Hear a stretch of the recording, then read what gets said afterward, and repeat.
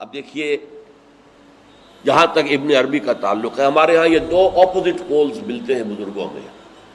ایک انتہا پر ابن تیمیہ ہے رحمۃ اللہ علیہ، جن کے بارے میں میں نے آپ کو بتایا کہ انہوں نے اس طرح سمجھا ہے، اس طرح اترتا ہے اللہ جیسے میں یہ ممبر سے اتر رہا ہوں، یہ زیادتی ہے. لیکن بہرحال ایک فکر ہے، ایک سوچ ہے.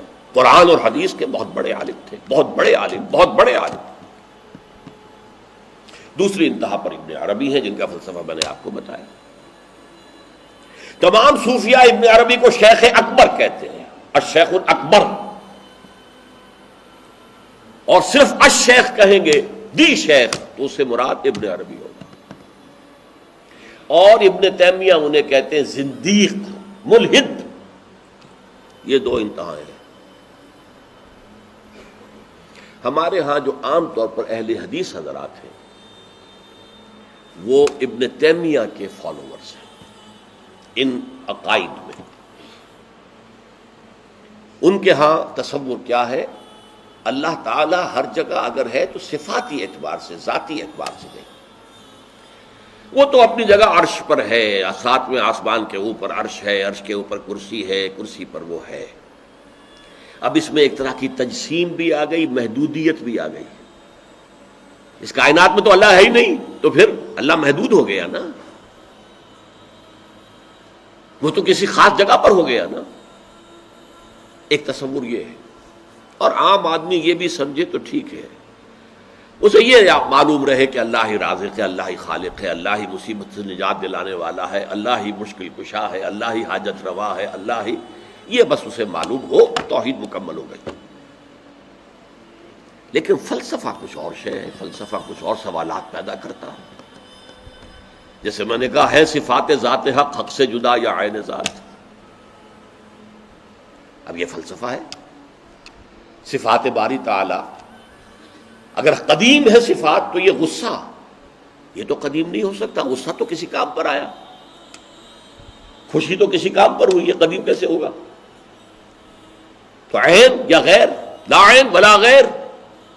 اور جس کو میں تعبیر کرتا ہوں کہ من وجہ عین ذات ومن وجہ آخر غیر ذات. اب اس سلسلے میں علامہ اقبال نے جو بات کہی ہے، جو پروفیسر یوسف سلیم چشتی مرحوم نے مجھے بتایا تھا کہ انتقال سے صرف 3 ماہ قبل یہ اشعار کہے. وحدت الوجود کے، پینتھیزم کے، دونوں کے شدید مخالف تھے علامہ اقبال شروع میں. اسی لیے وہ حافظ کو بھی بہت بڑا گمراہ کن شاعر سمجھتے تھے، اس لیے کہ وحدت الوجود کے عامیانہ انداز میں جو ہے وہ شاعری میں جب اس کو آ گیا ہے تو عوام کے زبان پر جب چڑھا ہے تو وہ اس کے ڈانڈے پینتھیزم سے مل گئے، عوام کے اندر اس کا تصور یہ ہو گیا. لیکن آخر میں انہیں بھی آنا پڑا ہے. تو اے ناداں دل آگاہ دریاب، اے نادان وہ دل تلاش کر جو آگاہ ہو، ہر چیز سے واقف ہو. لا موجود الا اللہ دریاب، لا موجود الا اللہ. وہ جو میں نے آپ سے عرض کیا تھا نا کہ لا الہ الا اللہ کے 3 لیولز ہیں. لا معبود الا اللہ، لا مطاع الا اللہ، لا حاکم الا اللہ، ان الحکم الا للہ، لا رازق الا اللہ، لا خالق الا اللہ. اور دوسرا لیول لا مطلوب الا اللہ، لا مقصود الا اللہ، لا محبوب الا اللہ. اور تیسرا لیول لا موجود الا اللہ. ہمارے ٹاپ کے فلسفی اور صوفیاء اس لا موجودہ الا اللہ پر پہنچے. اور 12ویں صدی کے مجدد اعظم شاہ ولی اللہ دہلوی رحمۃ اللہ علیہ، انہوں نے اس میں قول فیصل کہا کہ محی الدین ابن عربی کی وحدت الوجود اور شیخ احمد سرہندی کی وحدت الشہود میں باریک سا فرق ہے تعبیر کا، ورنہ وہ ایک ہی ہے. اور اس کو انہوں نے عنوان دیا توحید وجودی. ہندوستان میں ہمارے بڑے ٹاپ کے شاعروں میں سے تھے عبد القادر بیدل فارسی کے. اس وقت تک ابھی اردو کا وجود ہی نہیں تھا، اردو تھی نہیں ہندوستان میں اس وقت. تو شیخ عبد القادر بیدل جو ہیں وہ وحدت الوجود کے بہت بڑے قائد تھے. اور ان کی عظمت کا عالم یہ ہے کہ غالب کہتا ہے طرز بے دل میں ریختہ لکھنا اسد اللہ خان قیامت ہے، کہ بے دل کے انداز میں اردو میں شاعری کرتا، ان تو فارسی میں کی، اردو کو ریختہ کہتے تھے پہلے، یہ نئی زبان جو بنی تھی ریختہ، طرز بے دل میں ریختہ لکھنا اسد اللہ خان قیامت ہے۔ لیکن وہ اسد اللہ خان بھی یہ کہتے ہیں جارو بلا بیار کہ این شرک فی الوجود با گرد فرش سینہ با ایواں برابر است۔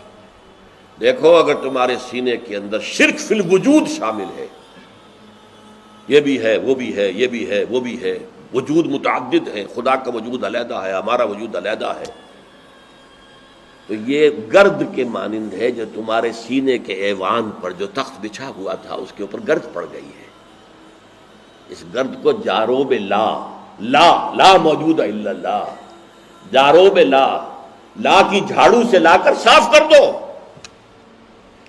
جاروب لا بیار کہ یہ شرک فی الوجود، وجود دو مان لیے تو شرک ہو گیا، وجود ایک ہی ہے۔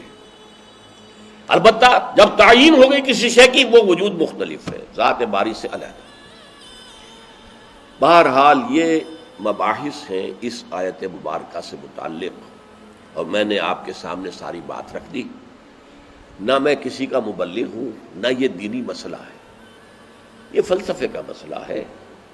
اب فلسفے میں بہت سے مسائل ایسے پیدا ہو گئے، سائنس کے مسائل ہیں کہ جو کتاب و سنت یا کم سے کم حدیث کی بعض چیزوں سے ٹکراتے ہیں، اب اس میں آدمی غور کرے گا، سوچے گا۔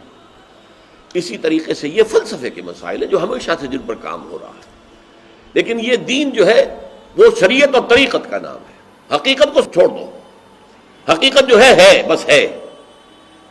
تم سورج مکھی کے پھول بن جاؤ، تمہاری توجہ ہر وقت اپنی اس ذات جو جس نے تمہیں پیدا کیا ہے، حقیقت تو وہی ہے، لیکن سورج مکھی کے پھول بن جاؤ۔ لیکن اسے آپ غلط کہیں، مجھے کوئی اعتراض نہیں، لیکن یہ کہ ایک شخصیت کو میں ایسے سے واقف ہوں جو اہل حدیث بھی کٹر تھے اور صوفی بھی بڑے تھے۔ یہ جو ہمارے ہاں مشہور ہے غزنوی خاندان، مولانا عبداللہ غزنوی آئے تھے اور وہ اپنے تصوف کی بعض آراء کی وجہ سے اور بعض اپنی اہل حدیثیت کی آراء کی وجہ سے افغانستان سے نکال دیے گئے تھے، غزنی سے نکال دیے گئے، تو امرتسر میں آ کر آباد ہوئے۔ ان کی اولاد ہے یہ غزنوی خاندان۔ ان میں مولانا داؤد غزنوی رحمۃ اللہ علیہ سے میرا بڑا قرب رہا ہے۔ ان کے پھر بیٹے تھے ابو بکر غزنوی، وہ معروف ہیں، کافی لوگ ان سے واقف ہوں گے۔ داؤد غزنوی رحمۃ اللہ علیہ یہ دو متضاد چیزوں کا مجموعہ تھے، تصوف بھی اور اہل حدیثیت بھی۔ عام طور پر اہل حدیث کی ساری توجہ ظاہر پر رہتی ہے، وہ باطن میں جانتے ہی نہیں، اندر نہیں جاتے، فلسفے سے کوئی تعلق ہی نہیں۔ لیکن فلسفہ اور تصوف یہ جڑے ہوئے آپس میں چولی دامن کے ساتھ۔ انہوں نے ایک دفعہ منٹگمری میں جو اب سائیوال کہلاتا آ کر تقریر کی، اہل حدیث مسجد تھی، میں بھی گیا ہوا تھا سننے کے لیے۔ انہوں نے وہ اہل حدیث نوجوانوں سے کہہ رہے تھے کہ دیکھو تم اپنے مسلک پر قائم رہو، ہم غیر مقلد ہیں، ہم کسی کے مقلد نہیں ہیں، نہ ابو حنیفہ کے نہ مالک کے، لیکن کبھی بھی ان ائمہ کی توہین نہ کرنا۔ یہ ہمارے عام نوجوان جو کہتے ہیں ابو حنیفہ کو کیا پتا تھا، ابو حنیفہ کے پاس تو علم ہی نہیں تھا، ابو حنیفہ تو جو ہے علم حدیث میں کورے، یہ توہین کے الفاظ کبھی استعمال نہ کریں۔ اچھا، اس واعظ کے ساتھ انہوں نے مثال دی کہ دیکھیے شیخ محی الدین ابن عربی رحمۃ اللہ علیہ کے سب سے بڑے مخالف شیخ احمد سرہندی رحمۃ اللہ علیہ تھے، دونوں کے لیے رحمۃ اللہ علیہ کہا۔ میں حیران ہو گیا، یہ وہابی آدمی، کٹر وہابی اہل حدیث، اور یہ شیخ ابن عربی رحمۃ اللہ علیہ کہہ رہا۔ خیر میرے دل پر بھی اثر ہوا کہ بڑی وسعت ہے ان کے فکر و نظر میں۔ میری اہلیہ کے چچا تھے، ان کے ایک بیٹے، سب سے چھوٹے بیٹے یہاں مجمع میں موجود بھی ہیں، شیخ فضل الرحمان مرحوم۔ ان کے بہت گہرے تعلقات تھے یہ جو خاندان غزنوی خاندان سے. انہوں نے شام کو کھانے پر بلایا، مجھے بھی بلا لیا، میں ان کا داماد ہی تھا نا. تو وہاں میں نے کہا کہ حضرت آپ نے شیخ ابن عربی کے ساتھ رحمت اللہ علیہ کے الفاظ استعمال کیے، جبکہ ابن تیمیہ نے کوئی شرعی گالی چھوڑی نہیں ان کے لیے. زندیق، ملحد، اور آپ اہل حدیث ہیں، یہ کیسے ہوا؟ میں ان کی عظمت کا قائل ہو گیا، ان کی آنکھوں میں آنسو آ گیا. کہنے لگے ڈاکٹر صاحب یہ دونوں ہمارے بزرگ ہیں، ہم خرد ہیں، آپس کے اختلافات وہ جانے، ہم چھوٹے ہیں، خرد ہیں، خرد رہنے ہی میں عافیت سمجھتے ہیں، ہمارے لیے دونوں محترم ہیں. اور مسجد میں انہوں نے ایک مثال بیان کی تھی کہ شیخ احمد سرہندی رحمۃ اللہ علیہ نے شیخ ابن عربی کے بارے میں اپنے مکتوبات میں لکھا ہے ما ذل بردار خان ایشانم لیکن چکنم معاملہ صفات باری تعالی است،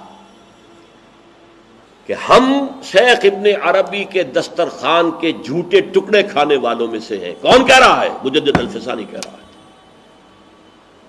ما ذل بردار خان ایشانم، ان کے دسترخوان کے سوکھے جوڑے ہوئے جھوٹے ٹکڑے کھانے والوں میں سے ہم ہیں. لیکن چکنم، لیکن کیا کریں، معاملہ سے بات باری تعالی است.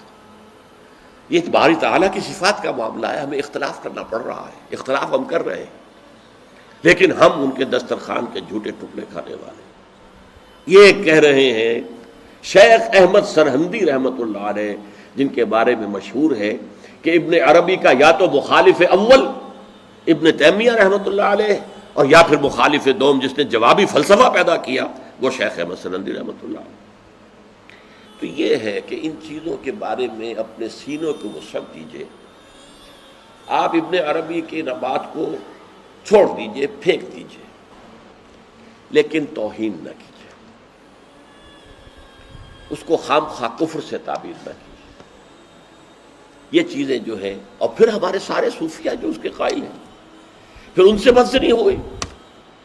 میں صرف اس لیے کہ وہ بدزنی اور دلی نفرت کا معاملہ ختم ہو جائے، میں یہ ساری بحث اس لیے کیا کرتا ہوں، ورنہ میرے عام دروس میں ان مسائل پر گفتگو نہیں ہوتی.